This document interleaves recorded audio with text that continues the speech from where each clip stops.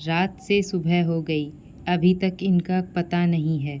बीवी और बच्चे से कोई मतलब ही नहीं है, ऊपर से कुछ बोलना भी गुनाह है। अब मन भर सा गया है। शादी के बाद लोग कितने खुश होते हैं, एक मैं हूँ, आज तक सिर्फ दुखी देखा है। और अत्याचार सहने की तो जैसे आदत सी हो गई है मुझे। ये भी नहीं सोचते कि बच्चों पर उनके व्यवहार का कितना बुरा असर पड़ता है। पर अब मैं और नहीं सहने वाली। मेरे बच्चे भी बड़े हो गए हैं, अब वे मेरी ढाल बनेंगे। अब तक रूपा पति के झूठे अहम की तुष्टि के लिए अपना सब कुछ बलिदान करती आई थी, लेकिन पासा पलट गया। सुबह के 9 बजे दरवाजे की घंटी बजी और लगातार बजती रही। दरवाज़ा खोलने के लिए रूपा बाथरूम से दौड़ी। घंटी बजाने वाले की अधीरता से ही वह समझ गई थी कि सुदीप के सिवा कोई और नहीं हो सकता। अभी तो ऑफिस के लिए निकले थे, फिर वापस आए हैं, कुछ भूल गए होंगे। रूपा ने सपाट चेहरा लिए दरवाज़ा खोला।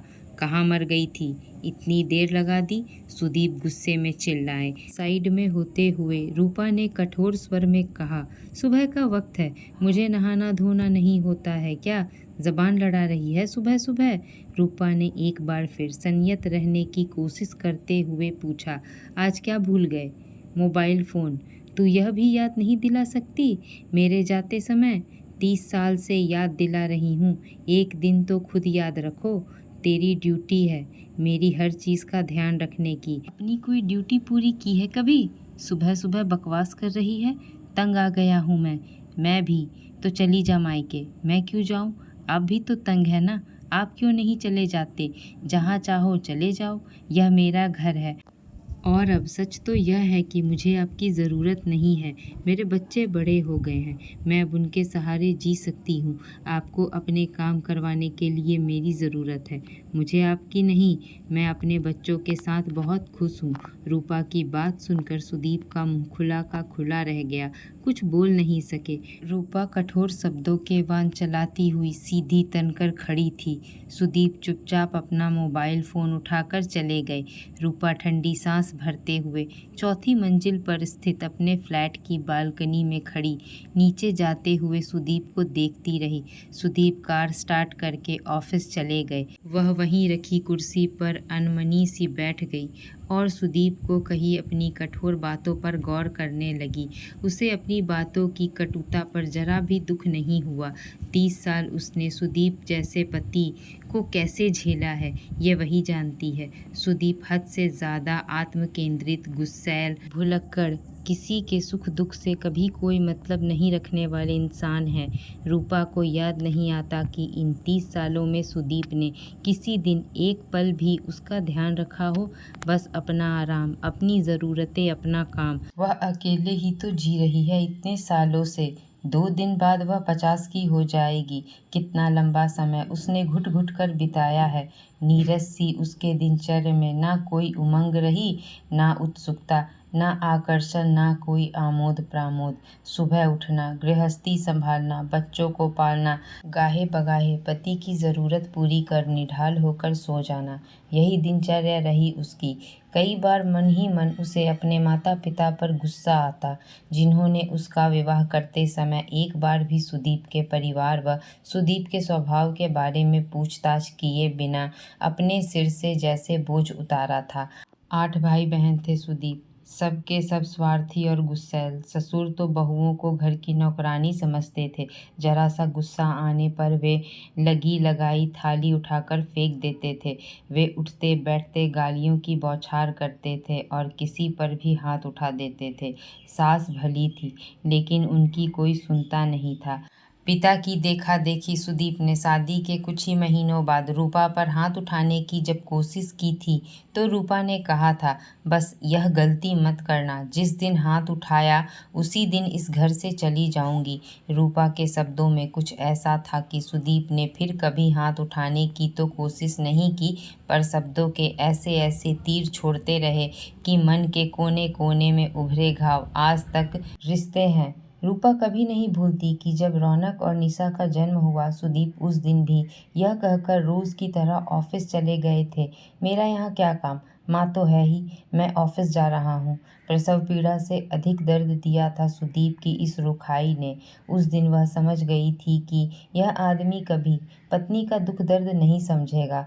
रौनक निशा से 5 साल बड़ा है। दोनों बच्चों को उसने अपने दम पर पाला पोसा है। तब तो संयुक्त परिवार था, तब भी बच्चों की परवरिश में किसी ने उसका हाथ नहीं बटाया था। रूपा कई बार सोचती, यह कैसा परिवार है, सब अपने लिए जीते हैं। इतने सदस्यों के होते हुए भी एक खालीपन रहता। वह खालीपन रूपा को कभी अच्छा नहीं लगा। वह सोचती, खाली खाली बिना संवेदना के, बिना दूसरों की परवाह किए जीना भी कैसा जीना है। हम इंसान हैं, पशु तो नहीं। सास ससुर के देहांत के बाद धीरे धीरे समय के साथ सब अपने अपने परिवार के साथ अलग और व्यस्त हो गए और भावनात्मक रूप से भी एक दूसरे से दूर होते गए। सुदीप का भी दिल्ली से यहाँ मुंबई ट्रांसफ़र हो गया था। नया शहर, नए लोग। तब रौनक 10 साल का था। स्कूल में एडमिशन से लेकर इस घर की छोटी बड़ी व्यवस्था रूपा ने खुद की थी। सुदीप तो अगले दिन ही ऑफिस चले गए थे। वह जानती थी कि सुदीप घर में भी रहेंगे तो उसका जीना मुश्किल ही करेंगे। वह हर बात पर गालियां सुनती रहेगी, नौकरों की तरह भाग भाग कर उनके काम करती रहेगी। सुदीप की बातें किसी ताने से कम नहीं रहीं कभी। हमेशा व्यंग्यात्मक लहजा रहा उनका। उसने कई बार सोचा, कहीं चली जाऊं या फिर अलग हो जाऊं। हर बार कभी संस्कारों ने तो कभी बच्चों के भविष्य की चिंता ने रोक लिया। परेशानियों और दुखों से घबरा कर कहीं भाग जाना भी तो समस्या का हल नहीं लगा उसे। शरीर घर बाहर के सारे कर्तव्य निभाता चला गया। हर दिन के अंत में यही लगता रहा कि चलो एक दिन और कट गया। जैसे जैसे निशा और रौनक बड़े हो रहे थे वे माँ का दर्द समझ रहे थे। रूपा के लिए दोनों के दिलों में प्यार और सम्मान बढ़ता ही गया। रौनक तो एक बार पिता से उलझ गया था। मम्मी से ऐसे बात नहीं कर सकते पापा, ज़्यादा जाने। बेटे के स्वर पर सुदीप चौंक गए थे। तू मुझे सिखाएगा? सिखाना ही पड़ेगा किसी न किसी को तो पापा। रौनक निडर होकर बोला। रूपा ने टोका था, रौनक ऐसे बात नहीं करते। करनी पड़ेगी मम्मी। सुदीप गुस्सा हो गए। तेरी इतनी हिम्मत? उन्होंने रौनक को मारने के लिए हाथ उठाया तो वहीं बैठी निशा डट कर खड़ी हो गई। चिल्लाई, स्टॉप इट पापा, यह नहीं चलेगा। ने कहा, पापा हमें मजबूर मत करना अपने साथ कोई गलत बात करने के लिए। हम मम्मी नहीं है कि आपका हर बुरा व्यवहार चुपचाप सहन करते जाएंगे। सुदीप गुस्से से इधर उधर रखा सामान फेंकते बाहर निकल गए थे। एकदम सन्नाटा छा गया था घर में। माँ ने कहा, तुम दोनों को पापा के साथ ऐसे बात नहीं करनी चाहिए थी। जैसे भी हैं पिता हैं तुम्हारे। रौनक ने कहा था, नहीं मम्मी, बस घर के खर्च के लिए आपके हाथ पर पैसे रख कर उनकी जिम्मेदारी खत्म हो जाती है क्या? बचपन से ही उनके हर बात पर गुर्राते ही देखा है। याद नहीं आता कभी हमारे सिर पर उन्होंने प्यार से हाथ रखा हो? अपने दोस्तों के पिता को देखा है हमने। सी उठती रही है हमेशा। आप उनकी तरफदारी ना करें। आपने बहुत दुख उठाए हैं, अब आप सम्मान से जिएंगी। किसी से दबने की ज़रूरत नहीं है आपको। अपने आत्मसम्मान के साथ डट कर रहिए। लव यू माँ। कहते हुए दोनों बच्चे उससे लिपट गए थे। झर आंसू बह चले थे रूपा के गालों पर। वह सोचने लगी, मेरे बच्चे कब इतने बड़े हो गए, अपनी माँ के दुख को इतना समझ गए। उसे लगा था जैसे जलते घाव पर किसी ने ठंडी रुई का फाहा रख दिया हो। अब रौनक इंजीनियर बनकर एक बड़ी कंपनी में कार्यरत था। उसने अपनी सहकर्मी सोनल से विवाह करने की इच्छा प्रकट की तो रूपा ने सहर्ष हामी भर दी। सुदीप ने देखा मना करने का कोई फ़ायदा नहीं है, अब उनकी कोई नहीं सुनेगा, तो उन्होंने भी हाँ में सिर हिला दिया। अब तक सुदीप काफ़ी हद तक यह समझ चुके थे कि गए वो दिन जब घर में उनका एकत्र राज था। दोनों बच्चे हर बात में, हर काम में माँ की ही सलाह लेते थे। सुदीप बस चुपचाप देखते रहते। वे अपने को उपेक्षित महसूस करते। रौनक ने कह दिया था, अब तक आपको मम्मी से जैसे बात करनी थी कर चुके। कुछ ही दिनों में सोनल आ जाएगी तो उसके सामने ऊंची आवाज़ और गालियां देना आप भूल जाएंगे तो अच्छा रहेगा। वह बहुत ही संस्कारी परिवार की लड़की है। आपके जैसे बात करने वाला उसके पूरे खानदान में नहीं होगा। और अगर आपको शांति से रहना बहुत मुश्किल लगता है तो मैं कोई और रास्ता निकाल सकता हूँ। रौनक के स्वर की गंभीरता सुदीप को जैसे आसमान से ज़मीन पर पटक गई थी। उन्होंने सोचा, क्या रास्ता निकालेगा रौनक? क्या रूपा निशा और पत्नी को लेकर कहीं चला जाएगा, अलग घर लेगा? वे क्या अकेले रह जाएंगे?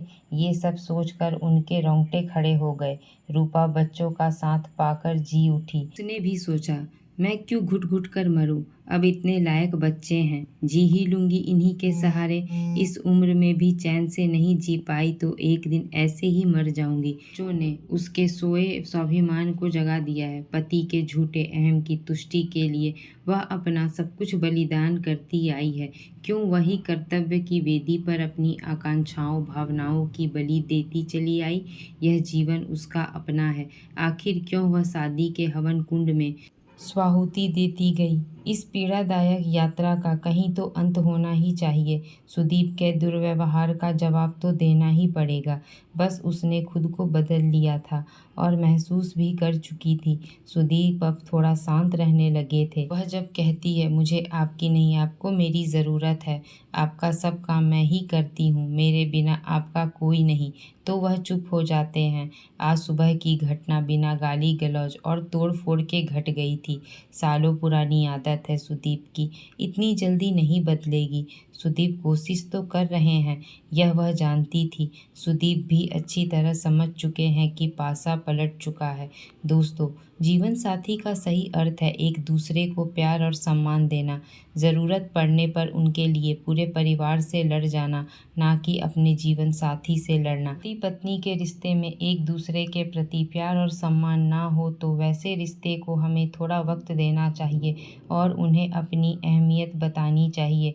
लड़ना झगड़ना ही हर मसले का हल नहीं होता, कभी कभी चुप्पी भी असरदार साबित होती है। दोस्तों, हमारी कहानी कैसी लगी हमें कमेंट में ज़रूर बताएं। ऐसी ही पारिवारिक कहानियों को सुनने के लिए हमारे चैनल को सब्सक्राइब करना ना भूलें। धन्यवाद।